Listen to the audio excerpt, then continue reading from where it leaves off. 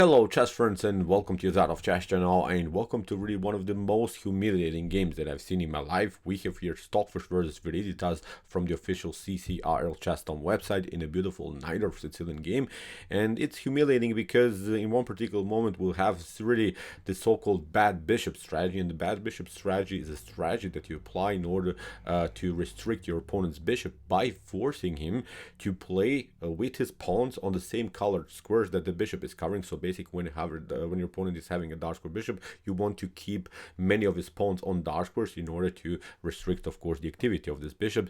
And such a position will happen, but really in a beautiful, epic way, in which Stockfish will basically paralyze its opponent pieces to the limit. So in my opinion, really a beautiful strategic and positional game here by the fish. So let's see now the game with the white pieces. Stockfish opened with the move e4. We have c5 by Viridithas, knight to f3, d6, d4, c takes d4, knight to d4, knight to f6, knight to c3, and now we have the decision of the Najdorf Sicilian, which is of course one of the sharpest Sicilian that you can play.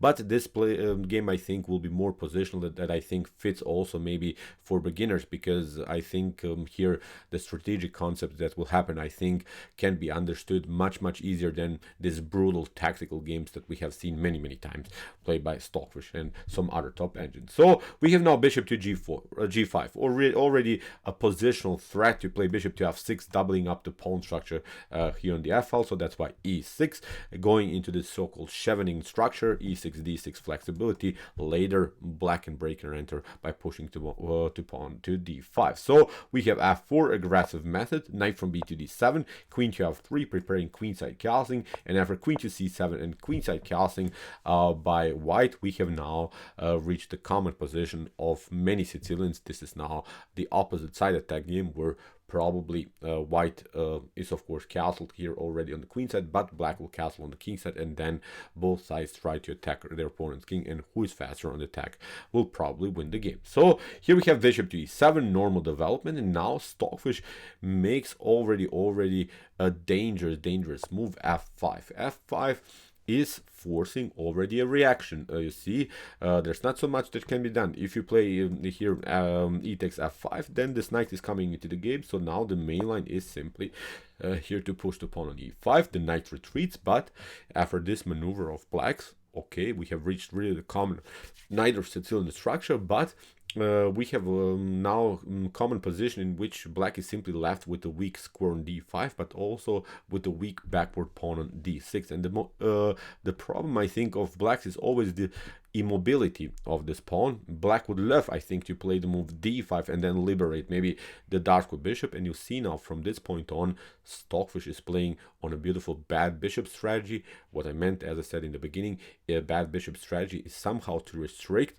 this bishop's ability to play by keeping many of these pawns on dark square. So now after move b5 that the Viridithas engine played, now Stockfish is immediately playing on this idea. Play simply bishop takes f6. And what should you do?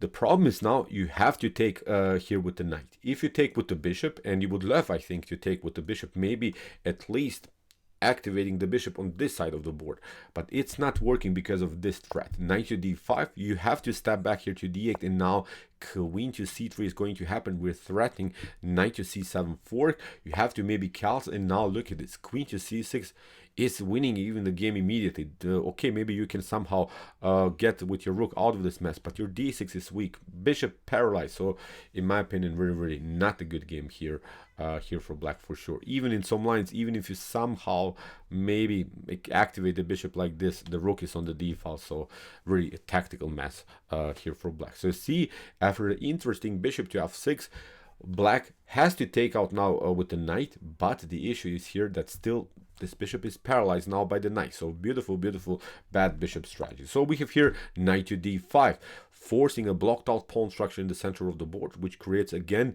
new positional problems for the bishop. Of course, after knight takes d5, e takes d5, again you could maybe activate your bishop on g5 now, but when the king gets out of this mess, then h4, g4, maybe g5, h5, f6 is going to happen. Knight to maybe knight to d2, knight to e4, and then f6. So there are many positional problem still in this position, although maybe, as I said, you get somehow the bishop in the game, but it's not really the optimal position for the bishop.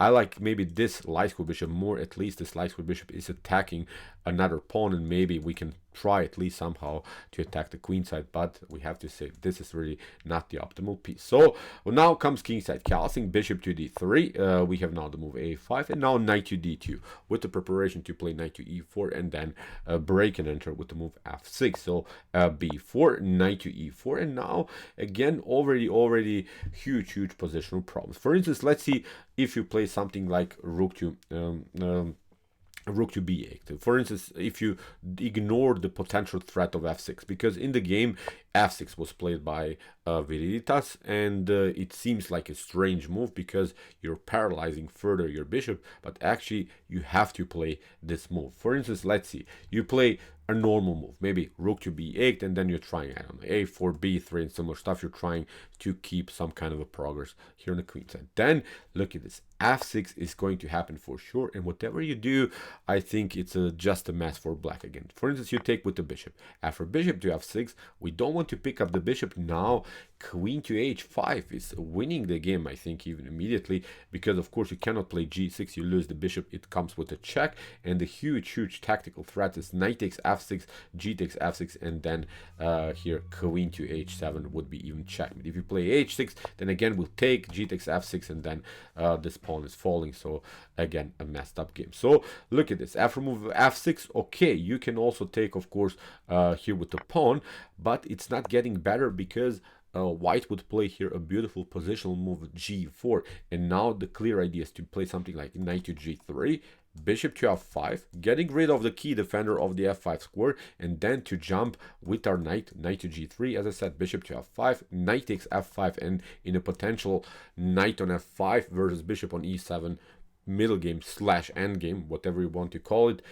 white would be, of course, much better. We just need to include somehow the queen into the game, and maybe there are even some checkmate threats on g7. So in my opinion, this is not working. So see, there is now a huge threat of f6, and you have to make something against this move, but the only defense that's possible is weakening your bishop in such a brutal way that the bishop is just becoming a big pawn, like we always like to say when we have a bad bishop strategy. So look at this, the bishop is simply out of game, and in my opinion, when it comes to positional understanding, this becomes a one-way ticket in white's favor. So we have now king to b1, improving a little bit the position of the king, because there are maybe some ideas of attacks on the c file. So good positional move again, a4 for trying to somehow open the position, bishop to b5, bishop to d7, played here by Viridithas, and Stockfish accepts the challenge, says okay, let's trade it off. Let's go into an endgame. Let's go into this knight versus bishop mess, because my knight is more powerful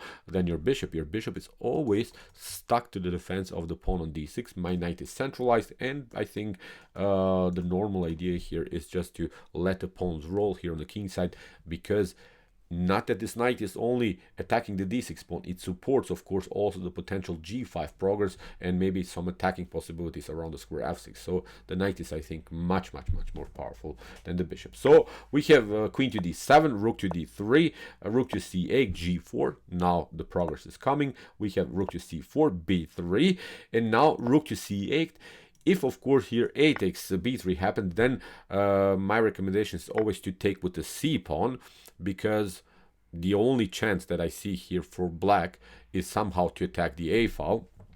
But you have always defensive resources like rook to d2, and that's why c takes b3 is more accurate, because then the second rank is opened and you have a rook connection. You have the connection between the rook and the pawn on a2, so it's easier for you to defend the attacks, the potential attacks on the a file. So that's why after move b3, the Viridithas engine didn't even take retreat with the rook. Stockfish makes further progress, rook to a8. Now comes this again, this idea, covering the second rank, waiting if a takes b3 happens. We'll play c takes b3, not a takes b3, because then you get probably tactically destroyed by the rook and queen battery on the a file. We have king to h8, getting out of this mess on the g file, but getting the king on another dangerous file. And this problem of the king will come in the later stage of the game, not immediately. But I wanted to pay good attention to how maybe positionally this move wasn't really good. Maybe for black, another choice could have been maybe to escape even with the king towards the center, because the structure in the center is blocked out. Okay, maybe the bishop is not so good on e7. Maybe you cannot get out with the bishop, but white has also some problems how to attack the position. You have to include other pieces into the game, so maybe there was a chance for black to escape on light squares with the king. Maybe I'm wrong, but in my opinion, this would be the only defensive idea here that could survive for black. So rook to f1, we have queen to d8, queen to e2. So you see Stockfish made a couple of maybe tiny little improvements of the position, or maybe didn't even calculate the position in the best way. But now after move rook to a5, queen to c4, and queen to b6, g5, we have rook to a8, queen to e2, and now after a couple more moves by the queen, finally the queen is coming active into the game, and there are now even some threats of g6. So that's why the Viridithas engine tried also now to cover here the 7th rank. If something gets dangerous, then of course the rook could be also useful as a defensive piece. Queen to f3, we have rook to g8, queen to g2, queen to a6, and now queen to e2. We don't mind, I think, here a potential trade of pieces. We don't mind maybe the fully endgame, because I think the only chance for black is here, as we said, the rook and queen battery on the a file. Good choice, I think, by Stockfish to trade off the pieces to simplify the game, going into the fully endgame, in which, as we said, the knight is much more powerful than the bishop here in this types of structure. So rook to f8, rook to e3, rook to a5, rook to d3, rook from f to e8, and we have now again this idea to connect the rook to the pawn on a2, simply again waiting. If that happens, then we have this one, and everything would be pretty solid here again for white. So after rook to d2, we have rook to f8, rook to d3, rook from f to a8. Now this other rook is covering the 7th rank. Again, we have this idea, and again we have this defensive problems solved here on the 2nd rank. Rook to f8, rook from d to d2. We have a bishop to d8. Again, maybe not the best of moves here by Viridithas, and again maybe the last chance, Again, the last chance maybe to get the king out of this mess, get the hell out of there, because this f file, this g file, h file could be opened very soon.